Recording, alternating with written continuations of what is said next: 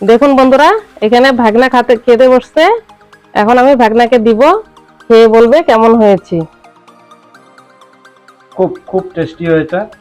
এই ডাটার চাটনিটা খুব আমার প্রিয়। সেই জাদুর স্বাদ, এই ডাটার চাটনির স্বাদ নিতে আমি চলে আসছি নেহা কিচেন।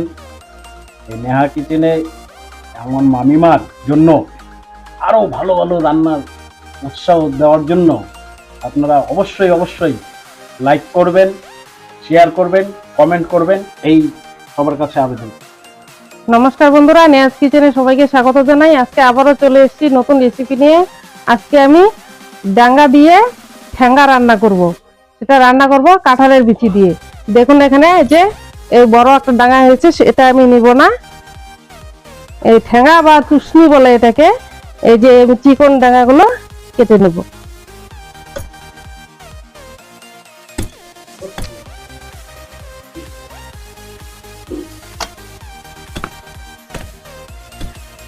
ডাঙ্গাগুলো কিন্তু আমি কেটে নিয়ে এসেছি।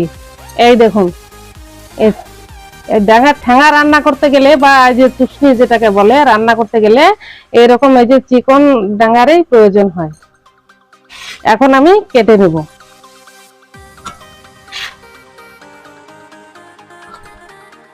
আমি এই উপরের খোসাটা, লাল খোসাটা এইভাবে ছাড়িয়ে নেব। আমি এখন এইভাবে কেটে নেব।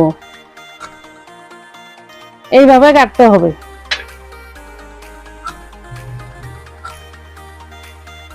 আর এইদিকে আমি কাঁঠালের বিচিগুলো খোসা ছাড়িয়ে এই যে এইভাবে কেটে নিয়েছি। সব ডাঙাগুলো কাটা হয়ে গেছে। এখন আমি ধুয়ে নিয়ে আসবো। কাঁঠালের বীজ ডাঙাগুলো কেটে ধুয়ে নিয়ে এসছি।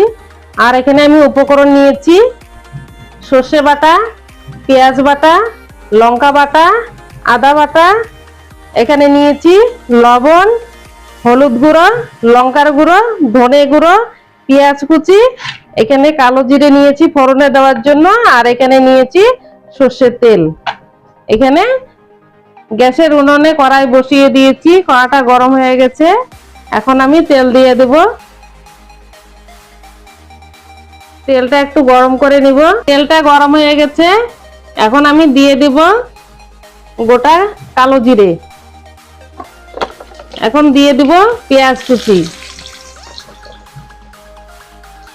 এখন আমি পেঁয়াজটা একটু লাল করে ভেজে নিব। পেঁয়াজটা লাল করে ভাজা হয়ে গেছে। এখন দিব কাঁঠালের বীজ আর ডাঁটাগুলো যে কেটে রেখেছিলাম, দিয়ে দিলাম।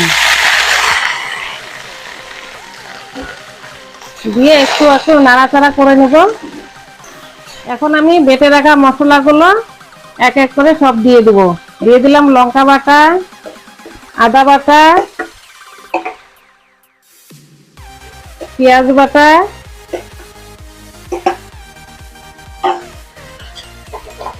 হলুদ গুঁড়ো, লঙ্কা গুঁড়ো, ধনে গুঁড়ো একসাথে দিয়ে দিলাম। আর দিয়ে দিলাম পরিমাণ মতো লবণ। দিয়ে আমি এখন একটু নাড়াচাড়া করে নেব। এখন আমি কিছু জল দিয়ে দেব। জল দিয়ে আমি 5 মিনিটের জন্য ঢাকা দিয়ে দেব। 5 মিনিট হয়ে গেছে। এখন আমি ঢাকাটা খুলে নেব।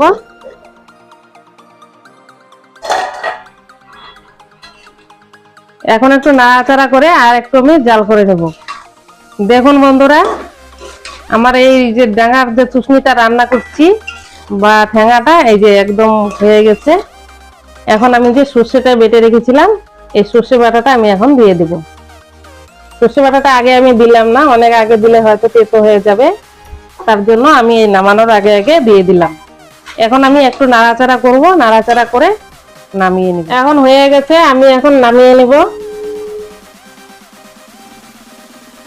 দেখুন রেসিপিটা কিন্তু খুব সুন্দর হয়েছে।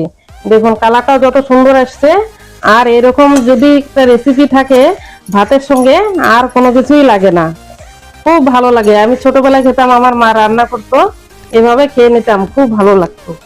দেখুন বন্ধুরা, এখানে ভাগনা খেতে বসছে। এখন আমি ভাগনাকে দিব, খেয়ে বলবে কেমন হয়েছে। খুব খুব টেস্টি হয়েছে। এই ডাটার চাটনিটা খুব আমার প্রিয়। তাই মামির হাতের যে জাদু, রান্নার যে জাদু, সেই জাদুর স্বাদ, এই ডাটার চাটনির স্বাদ নিতে আমি চলে আসছি এই নেহা কিচেনে। আমার মামিমার জন্য আরও ভালো ভালো রান্নার উৎসাহ দেওয়ার জন্য আপনারা অবশ্যই অবশ্যই লাইক করবেন, শেয়ার করবেন, কমেন্ট করবেন, এই সবার কাছে আবেদন করছি। এবং চ্যানেলটিকে সাবস্ক্রাইব করে পাশে থাকবেন।